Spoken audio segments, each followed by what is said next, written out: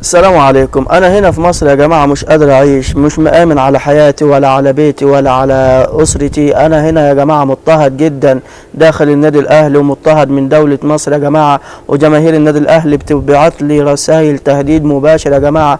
انا هنا غير امن نهائيا على حياتي. ده يا جماعة لسان حال وسام ابو علي طبعا في الفيلم الهندي اللي طبعا عايز يقدمه للفيفا. ايه القصة وايه الحوار؟ في البداية اهلا بكم في قناة تحليلاتكم، ادعمونا بالاشتراك في القناة، فعلوا اشعارات الكل علشان يوصلكم كل جديد. طبعا وسام ابو علي يا جماعة داخل فيلم هندي مع النادي الاهلي، وخد السكرينات اللي جايه له. طبعا جماهير النادي الاهلي غاضبة طبعا من اللي عمله مع النادي الاهلي والطريقة اللي هو عاوز يمشي منها من النادي الاهلي، فبالتالي اكيد في متعصبين من جماهير النادي الاهلي انهالوا عليه طبعا في السوشيال ميديا على الاكونتات بتاعته، سواء على انستجرام مثلا او على مثلا سناب شات، ايا كان وسائل الميديا اللي هو بيستخدمها، او حتى تويتر، ولا دخلوا عليه طبعا وشتيمه، عايز تقول شتيمه، غضب، مش عارف ايه، ولكن ما توصلش للدرجه اللي هو عاوز يعملها وعاوز يصدرها للفيفا.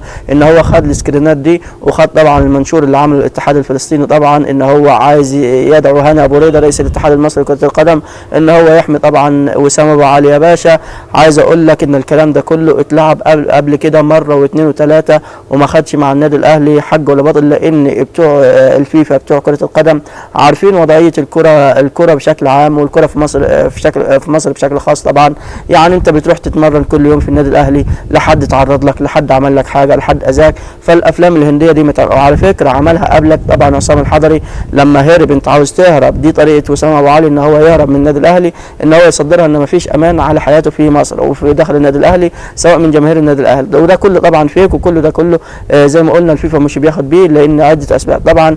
ونتذكر كلنا عصام الحضري لما هرب سنه 2008 من النادي الاهلي على سيون السويسري، فجاه كده راح سيون السويسري من غير ما يبلغ النادي الاهلي. المهم النادي الاهلي فضل وقدم فيه شكوى للفيفا، وفضل ورا حقه طبعا، رغم ان سيون عرض على النادي الاهلي وقتها $500,000. النادي الاهلي رفض ان هو ياخد $500,000 ومشي في الاجراءات لحد ما تم ايقاف طبعا نادي سيون الفرنسي لمده فترتين قيد يعني، وتم تغريم طبعا نادي سيون السويسري او عصام الحضري. المهم النادي الاهلي اتوقف طبعا سيون لفترتين قيد، وايضا حصل على $1,000,000، وال$1,000,000 في وقتها في سنه 2008 كان مبلغ كبير جدا. ايضا اتحصل تاني لما اتكرر مع مهاجم النادي الاهلي كوليبالي سنه 2017، وعمل فيلم هندي زي بتاع وسام ابو علي، ان انا مضطهد في داخل لعيبه حجره الملابس بتاعه النادي الاهلي، بيجبروني على الصلاه، بيجبروني مش عارف على السجود طبعا. وده كله اصلا فيك، كله ده كلام اصلا لا يعقل ومحدش صدقه، والفيفا ما صدقتوش.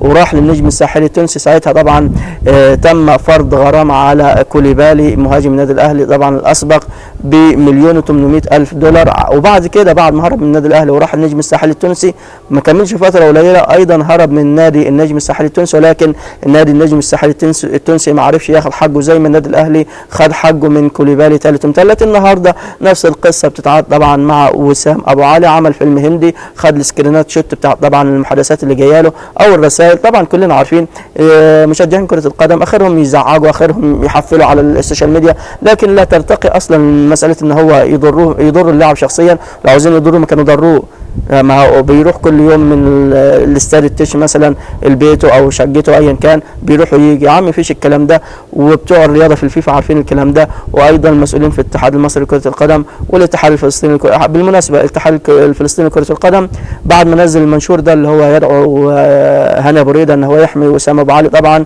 من العصبيه والعنصريه، حذف طبعا المنشور من على السوشيال ميديا، منصات السوشيال ميديا، الحساب الفلسطيني. ولكن حته خبيثه ان هو سابها على الموقع الرسمي للاتحاد الفلسطيني علشان يرضي طبعا وسام ابو علي. بالنسبه طبعا يهم وسام ابو علي لان هو يعتبر لاعب المنتخب الاول دلوقتي بعد ما بقى له اسم وشنه ورنه في المنتخب، فبالتالي علشان يرضوه. على فكره والمنشور اللي طلع من الاتحاد الفلسطيني طلع باسم طبعا او باسم من وسام ابو علي، يعني هم عاملين كده ضغطا من وسام ابو علي عليهم. والحلو عرفنا بعد كده ان هو عاوز يروح نادي كرو مش عارف كرو الامريكي ده علشان ياخد طبعا الكريدت جرين او البطاقه الخضراء طبعا الاقامه الخضراء في امريكا علشان يخلع هو واهله هناك.